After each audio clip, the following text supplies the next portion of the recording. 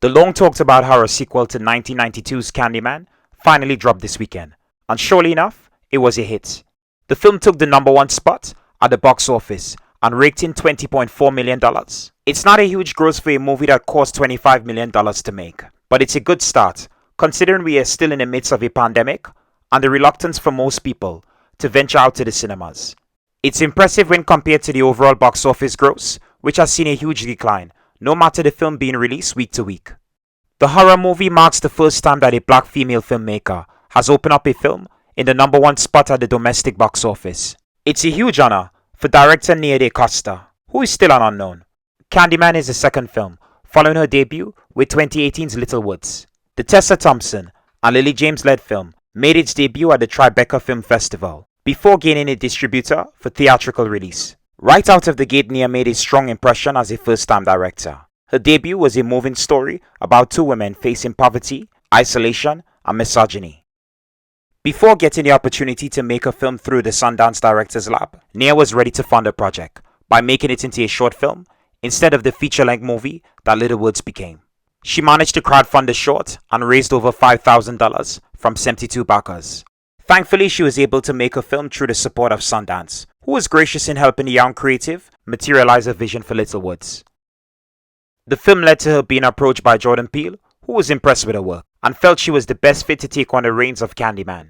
There were so many elements in Little Woods that lent itself to horror, not to mention Nia was a fan of the genre.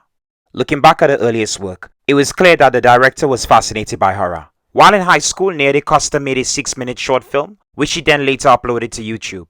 The film, titled The Last Black Girl Dies, was released in 2009 and shows not only the director's roots and passion as a filmmaker, but also her creativity from a young age. It's nice to see her transition from an amateur, just having fun with a camera and some friends, to a full-blown director who is gaining momentum in her career. Now she has the opportunity to work with some of the best talent in the business, making movies that she dreamed of doing from a young age. Age 16 to be exact, the New York-born director set her sights on becoming a filmmaker, and now at 31 years old, she's involved in a major motion picture. There's a lot of people who will be drawn to Candyman because of the premise and also because it's a recognizable IP. Even at 29 years old, it still has a huge following and is notable for being a well-regarded black horror movie. Candyman explored the urban legend through the eyes of a white woman, Helen Lai, played by Virginia Madsen, who becomes fascinated with the subject to the point it turns into a perilous situation for the grad student. Through Helen's exploration of the Candyman legend, she's drawn to Cabrini Green, a predominantly black community and overall a dangerous neighborhood run by gangs and lowlifes, which is already scary for residents living there, but for a white woman coming into that environment, it poses a lot more danger, especially with the added threat of an entity like Candyman, who is the result of racism and injustice. It's interesting that for the sequel, Nia DaCosta and the creative team on the new Candyman flips the script, making the protagonist a black man, Anthony McCoy, played by Yahya Abdul-Mateen II. This time a struggling artist who is searching for inspiration in a neighborhood that has now been gentrified, but still bears a dark history. I'm not going to get into the film too much to ruin the movie, but I'll definitely recommend watching the original movie and the recent film. It's good to see the film being well received, and Nia DaCosta getting the recognition she deserves for her work on the project. Candyman is everything that a sequel aiming to revive an old film should be, and more. It draws from the original movie and expands on the urban legend in a way I wasn't expecting. Nia DaCosta does a skillful job at blending horror with social commentary, making this film far more layered than your typical horror movie. Candyman continues to show her growth as an emerging talent. Even though the film has the fingerprints of her mentor Jordan Peele, who worked on the project, it is very much her own vision realized. For the longest while, Jordan Peele, who served as a producer and one of the screenwriters in the film, seemed to be getting all the attention for bringing back Candyman. The Get Out director's involvement in this project only overshadowed Nia DaCosta, who at this point is still considered an indie director and is far from being widely recognized as Peele. Thankfully, Nia is getting a due and more people are talking about her. I don't think this will necessarily be the film to make Nia DaCosta into an overnight sensation, but it will definitely help raise her profile as a director, leading her to bigger projects. In fact, she already has a big gig lined up. Even before this film's release, Nia was inducted into the Marvel Studios family when they hired the talent to direct the sequel to Captain Marvel. Nia marks the first black woman to direct a Marvel Studios film and the second black director to work for the studio after Ryan Coogler. the director behind Black Panther and its upcoming sequel. It's great seeing the studio push for more diversity and inclusion behind the camera, not just by having a black filmmaker, but more women. She joins the likes of Chloe Zhao, the director of the upcoming movie The Eternals, and Kate Shortland, who directed Black Widow. However Nia pitched a vision for the Marvels, it was a winning idea that made her get the job. I'm eager to see how she tackles the sequel, which is heating up to be a monumental entry in the cinematic universe. The upcoming film just started rolling cameras, and I couldn't be more eager to see what she's able to do on a big budget comic book movie. It's a huge step up from her debut on Candyman.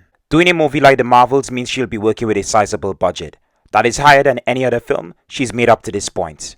A huge budget in the hands of an indie director can go a long way, since they are used to managing smaller funds.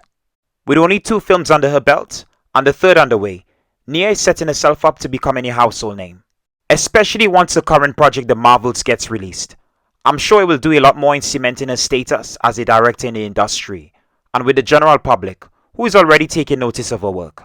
Nia seems to be headed on the same trajectory as Ava DuVernay, another black female director who has since risen to prominence after her work in Selma made her into a creative that just about everyone in Hollywood was keen to work with, because of the sheer talent she showed in her film. Ava DuVernay also came from an indie background, the same as Nia DaCosta. From her work on indie films, she was able to work her way into doing more big budget projects that have a more wider appeal. Both women have very different directing styles, but they are part of a growing body of black women who are making waves in the industry. They are representing women of color in a way that's never been done before. It's refreshing to see more black women making a name for themselves in a male-dominated industry. This will put more focus, not just on black women, but female filmmakers as a whole who have long been overlooked in favor of male directors. I absolutely admire her work ethic and her passion, not just as a creative that directs movies, but as a person who loves cinema and the art of storytelling. From one film fan to another, it's amazing seeing her excel at her craft. Nia's work is sure to inspire and influence someone who is trying to break into the industry or start their journey towards becoming a filmmaker. Her hard work will go a long way in paving a path to creating more interest in the medium and to live out her lifelong dream of becoming a creative by making more films that she is passionate about. I look forward to seeing how far her career goes from here on out. So what are your thoughts on Nia DaCosta as a director? Have you seen any of her work? Let me know in the comments below. Anyways folks, that's all for now. Thank you for watching and I hope you enjoyed the show. Please feel free to subscribe, like and comment below. And hey, maybe this wasn't your cup of tea. And that's okay. Just remember to take care and stay safe.